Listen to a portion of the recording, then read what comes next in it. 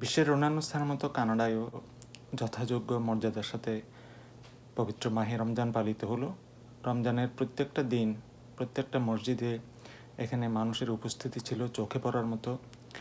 বিশেষ করে টরন্টোর কথা বলবো, আমি যে শহরে থাকি এখানকার প্রত্যেকটা মসজিদে দেখার মতো এরকম বেশ কিছু ওরা রিমার্কেবল অনুষ্ঠান করেছে। বিশেষ করে ইফতার, সেহেরি সহ বিভিন্ন আলোচনা অনুষ্ঠান তারা আয়োজন করেছে এবং তারা বিভিন্ন ধরনের নতুন নতুন প্রোগ্রাম করেছে। এবছর আমি দেখলাম প্রায় প্রতিটা মসজিদেই ইফতারের আয়োজন ছিল।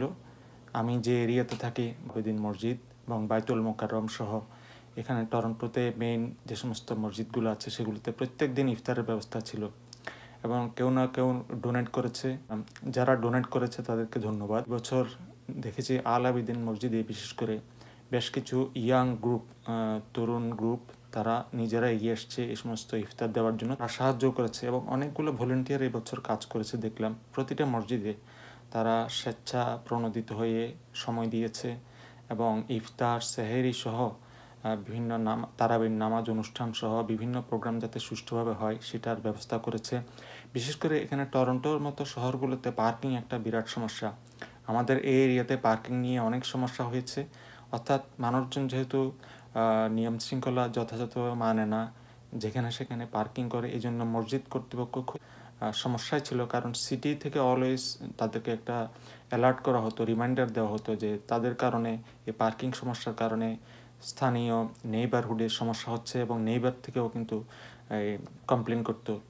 যেহেতু প্রতিটা মসজিদই আপনার নেইবারহুডের মধ্যে, বিশেষ করে আল আবিদিনের কথা বলবো, এটা একদম নেইবারহুডের মাঝখানে, যে কারণে মসজিদকে শুক্রবার দিন সহ প্রতিটা তারাবির নামাজের সময়, ইফতারের সময় মসজিদকে ব্যাগ পেতে হতো। এই বছর তারা একটা ভালো কাজ করেছে, স্পেশাল সিকিউরিটির ব্যবস্থা করেছে, অর্থাৎ প্রফেশনাল লোক দিয়ে তারা এটা কন্ট্রোল করেছে এবং ম্যানেজমেন্ট করেছে। এটা ভালো দিক। যারা এখানে লোকাল বাঙালি আছেন তাদেরও মনোযোগ হতে হবে, ডিসিপ্লিন রক্ষা করতে হবে। এখানে সেখানে গাড়ি পার্কিং করা যাবে না, যেমন বাংলাদেশে করে, এখানে সেটা করা যাবে না। এখানে বিভিন্নভাবে এটার একটা প্রেশার আসে মসজিদের উপরে। এটা আমাদের যারা এখানে বাঙালি আছেন তাদেরকে খেয়াল রাখতে হবে সামনের বছরগুলোতে। রমজানে দেখেছি ইফতারের সময় ও ম্যানেজমেন্টের সমস্যা, তবে আসার কথা হচ্ছে অনেকগুলো ভলেন্টিয়ার এই বছর পাওয়া গেছে। ছেলে মেয়ে সবাই ভলেন্টিয়ার করেছে, অনেকে খাবার সরবরাহে।